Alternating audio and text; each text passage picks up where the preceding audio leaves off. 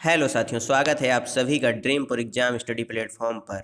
साथियों, आज हम इस वीडियो में देखने वाले हैं बाल विकास और शिक्षा शास्त्र के 30 महत्वपूर्ण प्रश्न का पार्ट 1। साथियों, जैसा आप सभी जानते हैं, सीटेट 2022 के फॉर्म आ चुके हैं और इनका एग्ज़ाम दिसंबर से जनवरी के बीच में होने की पूरी संभावना है। इसी को साथियों ध्यान में रखते हुए हम सीडीपी की आपके लिए एक महत्वपूर्ण सीरीज शुरू करने जा रहे हैं, जिसका नाम हमने भूचाल रखा हुआ है। क्या रखा हुआ है साथियों? भूचाल। इसमें साथियों हम क्या करेंगे, सोमवार से शनिवार तक डेली लगभग 15 से 20 मिनट में 30 क्वेश्चन करने वाले हैं। कितने क्वेश्चन साथियों? 30 क्वेश्चन। और संडे को हम इन सभी क्वेश्चंस का रिवीजन करने वाले हैं। तो साथियों, यदि आप हमारे चैनल पर नए हैं तो चैनल को कर लीजिए सब्सक्राइब और साथ में बनी बेल आइकन को जरूर दबा लीजिए, ताकि जब भी हम अपना अगला वीडियो या अपनी अगली क्लास अपलोड करें आप तक नोटिफिकेशन सबसे पहले पहुंच जाए। चलिए साथियों, बिना समय गवाए क्लास को शुरू करते हैं। और हाँ साथियों, अपने दोस्तों के साथ शेयर जरूर करिएगा। यह साथियों आपके लिए आज का मोटिवेशन कोट, समय और शिक्षा का सही उपयोग ही व्यक्ति को सफल बना देता है। साथियों, जो व्यक्ति अपने समय का सही उपयोग करता है और शिक्षा का सही उपयोग करता है, वह व्यक्ति सफल होता ही होता है। उसको सफल होने से कोई रोक नहीं सकता। पहला क्वेश्चन साथियों, प्रकृति पोषण विवाद निम्नलिखित में से किससे संबंधित है? आनुवांशिकी एवं वातावरण से, व्यवहार एवं वातावरण से, व्यवहार एवं वातावरण से, या वातावरण एवं जीव विज्ञान से, वातावरण एवं पालन पोषण से? इस क्वेश्चन का सही आंसर बताइए क्या हो जाएगा। आपके पास मात्र साथियों 15 सेकंड का समय है, जल्दी जवाब दीजिए। तो इस क्वेश्चन का जो सही आंसर हो जाएगा वह क्या हो जाएगा? इस क्वेश्चन का सही आंसर ऑप्शन ए हो जाएगा, यानी आनुवांशिकी एवं वातावरण। वाइगोत्स्की ने बाल विकास के बारे में कहा है कि, क्या कहा है इन्होंने? यह संस्कारों की आनुवांशिकी के कारण होता है, यह सामाजिक अंतःक्रियाओं का उत्पाद होता है, औपचारिक शिक्षा का उत्पाद है, यह समावेशन और समायोजन का परिणाम है। बताइए साथियों, समावेशन और समायोजन की बात किसने की है? जीन पियाजे ने की है। किसने की है साथियों? जीन पियाजे ने। यदि आपने जीन पियाजे वाली थ्योरी वाली वीडियो अभी तक नहीं देखी तो हमारे चैनल पर जाकर देख सकते हैं, हम लिंक इसके डिस्क्रिप्शन में आपको दे देंगे। इस क्वेश्चन का सही आंसर क्या हो जाएगा साथियों? इस क्वेश्चन का जो सही आंसर हो जाएगा ऑप्शन बी हो जाएगा, यानी यह सामाजिक अंतःक्रियाओं का उत्पाद है। वाइगोत्स्की का सिद्धांत कौन सा है? सामाजिक एवं सांस्कृतिक विकास का सिद्धांत। गार्डनर ने 7 अभियोगिता यानी बुद्धियों के बारे में बताया है। किसके साथियों? बुद्धियों के बारे में बताया है। ये क्वेश्चन को घुमाया है गार्डनर ने 7 साथियों, अब 9 हो चुकी हैं वर्तमान में, 7 अभियोगिता का अधिमान निर्धारित किया है। इनमें से कौन सा नहीं है? स्थान संबंधी अभियोगिता, भावात्मक अभियोगिता, या अंतर्वैयक्तिक अभियोगिता, या भाषात्मक अभियोगिता? बताइए साथियों इसका सही आंसर।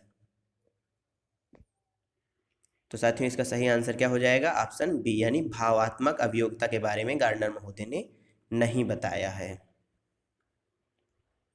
निम्नलिखित में से कौन सा नियमित शिक्षा के अंतर्गत नहीं आता है?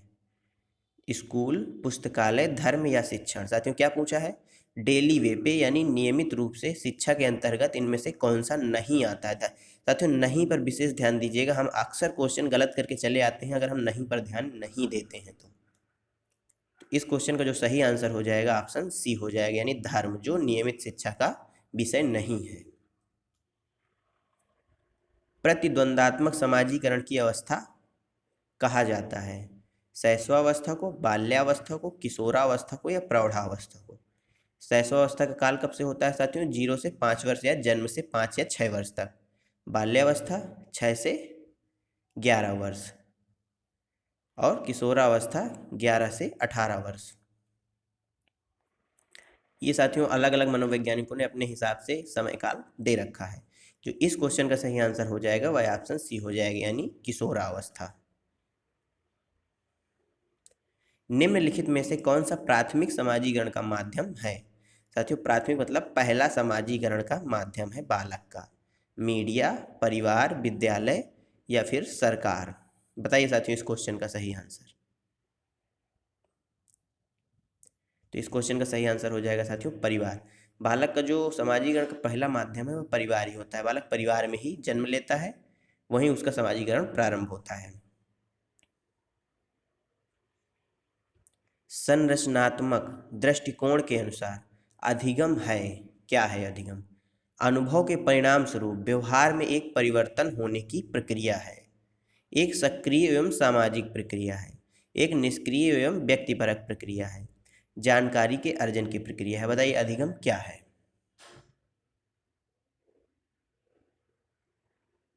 साथियों यहाँ कुछ गड़बड़ है। यहाँ पर संरचनात्मक दृष्टिकोण के अनुसार अधिगम नहीं है पूछा हुआ है, यहाँ पर नहीं होगा, क्योंकि साथियों अधिगम जो है अनुभव के जो परिणाम रूप में व्यवहार में एक प्रकार का परिवर्तन है। साथियों यदि आपने अधिगम की वीडियो नहीं देखी तो आप हमारे चैनल पर जाकर देख सकते हैं। यह एक सक्रिय और सामाजिक प्रक्रिया है, बिल्कुल है। एक निष्क्रिय एवं व्यक्तिपरक प्रक्रिया है, ये गलत बात है। एक निष्क्रिय प्रक्रिया नहीं है। जानकारी के अर्जन की प्रक्रिया है, ये भी बिल्कुल सही है। तो इसका जो सही आंसर हो जाएगा ऑप्शन सी हो जाएगा। एक शिक्षक प्रश्न पत्र बनाने के बाद यह जांच करता है कि क्या प्रश्न परीक्षण के विशिष्ट उद्देश्यों की परीक्षा ले रहे हैं। वह मुख्य रूप से प्रश्न पत्र के बारे में चिंतित है। किसके बारे में चिंतित है? प्रश्न पत्र की वैधता के बारे में चिंतित है, संपूर्ण विषय वस्तु को शामिल करने के बारे में चिंतित है, या प्रश्नों के प्रकार के या विश्वसनीयता के बारे में चिंतित है। बताइए इस क्वेश्चन का सही आंसर। आपके पास 15 सेकंड का टाइम है, जल्दी। अपने दोस्तों के साथ शेयर करिए साथियों और वीडियो को लाइक करिए। जल्द से जल्द आंसर दीजिए। तो साथियों इस क्वेश्चन का जो सही आंसर हो जाएगा वह ऑप्शन बी हो जाएगा, यानी संपूर्ण विषय वस्तु को शामिल करने के बारे में वह चिंतित है।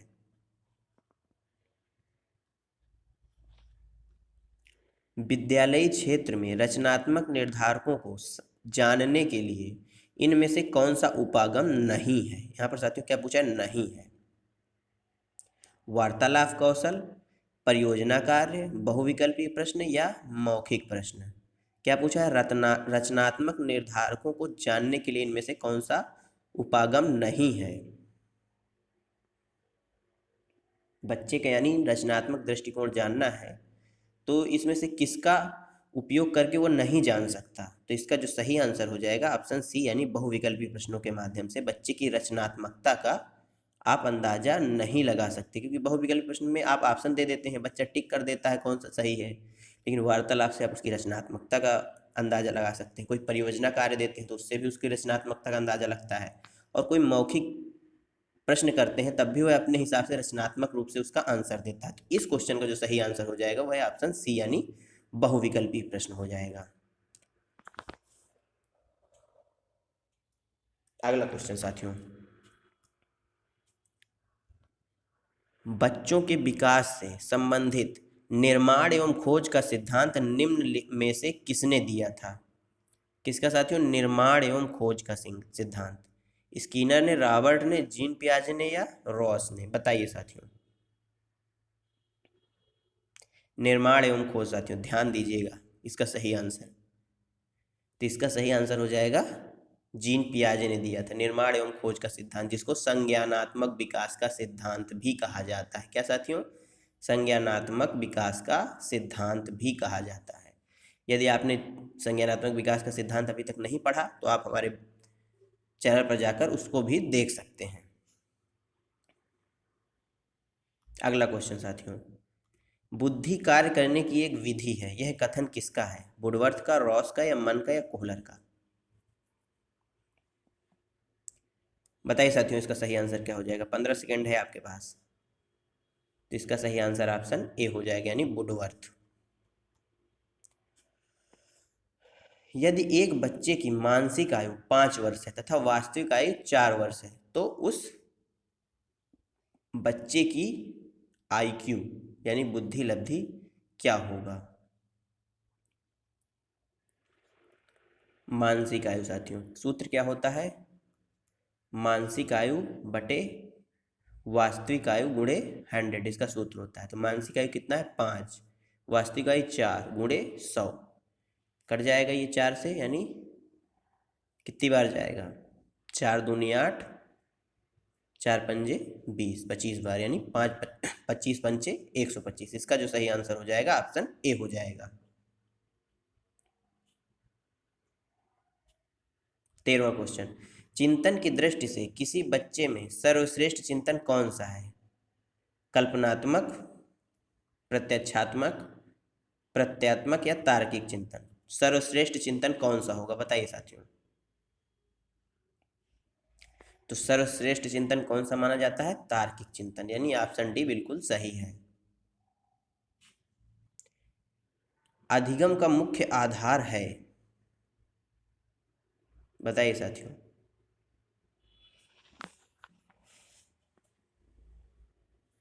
अधिगम का मुख्य आधार क्या होगा? शारीरिक विकास, परिपक्वता, विद्यालय की बनावट या इनमें से कोई नहीं?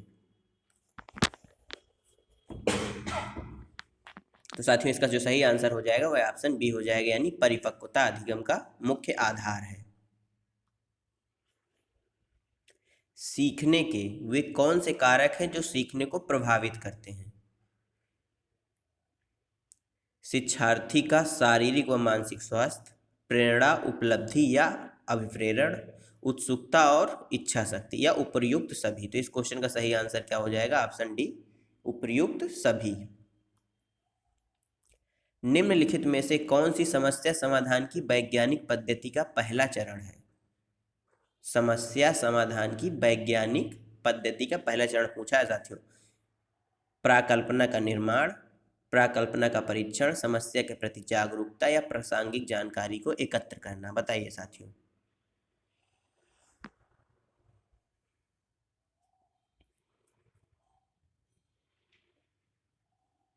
समस्या के प्रति जागरूकता, यानी जब तक साथियों समस्या के प्रति जागरूकता नहीं आएगी तो उसके विषय में हम जानकारी ही कैसे एकत्रित करेंगे और उसके विषय में हम कल्पना ही कैसे कर सकते हैं। इसलिए समस्या के प्रति सबसे पहली बात जागरूकता, यानी समस्या को जानना समस्या समाधान की पहली विधि है।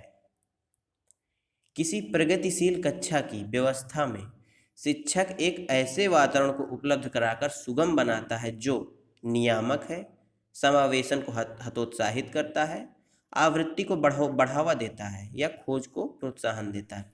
साथियों जहां हतोत्साहित जैसे शब्द हैं वो ऑप्शन आप एलिमिनेट कर देंगे, यानी काट देंगे।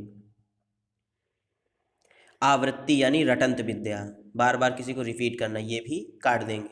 दो ऑप्शन एलिमिनेट हो गए, आपका बचा नियामक और खोज को प्रोत्साहन। तो साथियों जहाँ खोज यानी खोज या प्रोत्साहन देने की चीज़ आए वो ऑप्शन आपका बिल्कुल सही हो जाएगा, यानी ऑप्शन डी इस क्वेश्चन का राइट आंसर हो जाएगा। के कारण प्रतिभाशीलता होती है? मनोसामाजिक कारकों को के कारण, आनुवांशिक रचना के कारण या वातावरणीय अभिप्रेरणा के कारण? इसका सही आंसर बताइए साथियों कौन सा हो जाएगा, या ए 2 और 3 यानी बी और सी? तो इसका जो सही आंसर ऑप्शन डी हो जाएगा, यानी आनुवांशिक रचना भी इसको इसका कारण है, यानी प्रतिभाशीलता का, और वातावरणीय अभिप्रेरणा भी कारण है। वह अवधि जो वयस्कता के संक्रमण की पहल करती है उसे क्या कहते हैं? बाल्यावस्था की समाप्ति, किशोरावस्था, मध्य बाल्यावस्था या पूर्व क्रियात्मक अवधि? बताइए इसका सही आंसर। जो वयस्कता के संक्रमण की पहल करती है, वयस्कता मीन साथियों किशोरावस्था, यानी ऑप्शन बी इसका बिल्कुल सही है। निम्न में से कौन सा संवेगात्मक बुद्धि से संबंधित है? याद रखना, गतिक प्रकरण, विचार करना या समानुभूति देना? सहानुभूति है साथियों, सहानुभूति देना। इस क्वेश्चन का सही आंसर बताइए कौन सा हो जाएगा? संवेगात्मक बुद्धि की बात की गई है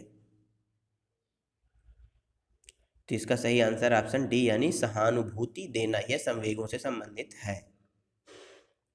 अगला क्वेश्चन, विशेष आवश्यकता वाले बच्चों को शिक्षा उपलब्ध कराई जानी चाहिए अन्य सामान्य बच्चों के साथ, विशेष विद्यालयों में विशेष बच्चों की के लिए विशेष विकसित पद्धतियों के द्वारा, विशेष विद्यालयों में या विशेष विद्यालयों में विशेष शिक्षकों द्वारा? जहाँ साथियों ये विशेष शब्द की बार बार बात आए वह ऑप्शन आप क्या करेंगे, सीधा सीधा क्या करेंगे साथियों, एलिमिनेट कर देंगे। तो इस क्वेश्चन का जो सही आंसर हो जाएगा वह सामान्य बच्चों के साथ, यानी समावेशी शिक्षा को बढ़ावा देना। हम समावेशी शिक्षा को बढ़ावा देंगे, यानी अन्य बच्चों के साथ ही विशेष आवश्यकता वाले बच्चों को हम शिक्षा प्रदान करेंगे। निम्नलिखित में से कौन सा सतत एवं व्यापक मूल्यांकन का उपकरण या साधन है? निरीक्षण, प्रश्नावली, प्रश्नावली या ये सभी? दोनों ऑप्शन साथियों रिपीट हो गए हैं, ये आपके लिए बोनस पॉइंट है। तो इस क्वेश्चन का सही आंसर ऑप्शन डी हो जाएगा, निरीक्षण और प्रश्नावली विधि। मानसिक स्वास्थ्य का अर्थ वास्तविकता के धरातल पर वातावरण से पर्याप्त सामंजस्य करने की योग्यता है। यह कथन किसका है? स्किनर का, ड्रेवर का, क्रो का या लैंडेले का? बताइए साथियों, यह कथन किसका है? लैंडेले का है। मानसिक स्वास्थ्य और अर्थ वास्तविकता के धरातल पर वातावरण से पर्याप्त सामंजस्य करने की योग्यता है, लैंडेले का यह कथन है। ऑप्शन डी बिल्कुल सही आंसर है। एक शिक्षक होने के नाते पिछड़े बालकों के प्रति आपका दृष्टिकोण कैसा होना चाहिए? उपेक्षापूर्ण होना चाहिए, कठोर होना चाहिए, ए एंड बी दोनों सही है, इनमें से कोई नहीं? बताइए साथियों इसका सही आंसर। क्या आप बच्चे की उपेक्षा करेंगे या बच्चे के प्रति कठोर व्यवहार करेंगे? बताइए, आप होने वाले भावी शिक्षक हैं, क्या बताइए आप उपेक्षा करेंगे बच्चे की या कठोर व्यवहार करेंगे? इन दोनों में से आप कुछ नहीं करेंगे, यानी इनमें से कोई नहीं इसका बिल्कुल सही आंसर है। बच्चे के साथ आप ऐसा व्यवहार नहीं कर सकते। संज्ञानात्मक विकास का अर्थ क्या है? अभियोग्यताओं का विकास, अभियोग्यता का मतलब साथी आप जानते हैं बुद्धि। बच्चे का विकास, शारीरिक कौशल का विकास या व्यक्तिगत विकास? बताइए साथियों इसका सही आंसर। संज्ञान, अर्थात इसका संबंध सीधा सीधा मस्तिष्क से है। मस्तिष्क यानी बुद्धि, यानी अभियोग्यता का विकास। ऑप्शन ए बिल्कुल सही आंसर है। सीखने के उद्दीपक अनुक्रिया सिद्धांत के मुख्य प्रतिपादक कौन है? थॉर्नडाइक, पावलोव, कोहलर या स्किनर? क्या पूछा है? उद्दीपक अनुक्रिया सिद्धांत। बताइए साथियों किसने दिया है? साथियों हर दिन सोमवार से शुक्रवार यानी शनिवार तक हम 30 क्वेश्चन डेली करेंगे और रविवार को इन सभी क्वेश्चंस का रिवीजन करेंगे। इससे आपकी तैयारी मजबूत हो जाएगी। तो इस क्वेश्चन का सही आंसर हो जाएगा थॉर्नडाइक, ऑप्शन ए। इन्होंने उद्दीपक अनुक्रिया सिद्धांत का प्रतिपादन किया है, जिसे क्या बोलते हैं? त्रुटि उद्दीपक अनुक्रिया सिद्धांत को अन्य किस नाम से जाना जाता है? आप हमें कमेंट बॉक्स में जरूर बताइएगा।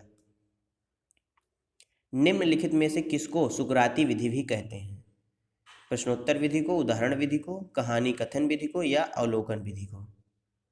बताइए साथियों इसका सही आंसर। तो इसका सही आंसर साथियों क्या हो जाएगा? प्रश्नोत्तर विधि को सुकराती विधि के नाम से भी जाना जाता है। अलग अलग सोच वाले पैटर्न उन बच्चों की पहचान करते हैं जो प्रत्यास्थी होते हैं, विकलांग होते हैं या डिस्लेक्सिक होते हैं या सृजनात्मक होते हैं? बताइए साथियों। अलग अलग सोच वाले पैटर्न उन बच्चों की पहचान करते हैं, किनकी करते हैं? सृजनात्मक बच्चों की पहचान करते हैं। ऑप्शन डी बिल्कुल सही आंसर है। के अतिरिक्त डॉट डॉट के अतिरिक्त निम्नलिखित में से सभी के कारण अधिगम अक्षमता उत्पन्न होती है? सांस्कृतिक कारक, सेरेब्रल डिस्फंक्शन, ये साथियों मस्तिष्क का भाग होता है सेरेबेलम, और संवेगात्मक विघ्न, व्यवहारगत विघ्न। इस क्वेश्चन का सही आंसर बताइए साथियों। किसको छोड़ के अन्य सभी के कारण अधिगम अक्षमता उत्पन्न हो सकती है? व्यवहारगत विघ्न आएगा तो बिल्कुल उत्पन्न होगी, संवेगात्मक विघ्न से बिल्कुल उत्पन्न होगी, सेरेब्रम या ब्लम यानी मस्तिष्क का भाग यदि डिस्टर्ब हो जाएगा तब भी उत्पन्न होगी। तो इस क्वेश्चन का सही आंसर ऑप्शन ए यानी सांस्कृतिक कारक हो जाएगा। प्रचलित योजनाओं में नई जानकारी जोड़ने को किस नाम से जाना जाता है? क्या साथियों पूछा है? ध्यान से पढ़िएगा क्वेश्चन को। प्रचलित योजनाओं में नई जानकारी को जोड़ना समायोजन कहलाता है, साम्य धारण, आत्मसातीकरण या संगठन? बताइए साथियों इसका सही आंसर। जो योजनाएं चल रही हैं उसमें नई चीज़ों को जोड़ना यानी आत्मसातीकरण। ऑप्शन सी बिल्कुल सही आंसर हो जाएगा। साथियों आपको हमारे आज के क्वेश्चन कैसे लगे कमेंट बॉक्स में ज़रूर बताइएगा और साथियों आपने कितने क्वेश्चन सही किए ये भी आप हमें कमेंट बॉक्स में बताएंगे। मिलते हैं साथियों कल अगले 30 महत्वपूर्ण क्वेश्चन के साथ। तब तक के लिए जय हिंद, जय भारत। अपना और अपने का ख्याल रखिए, सभी का सम्मान करिए।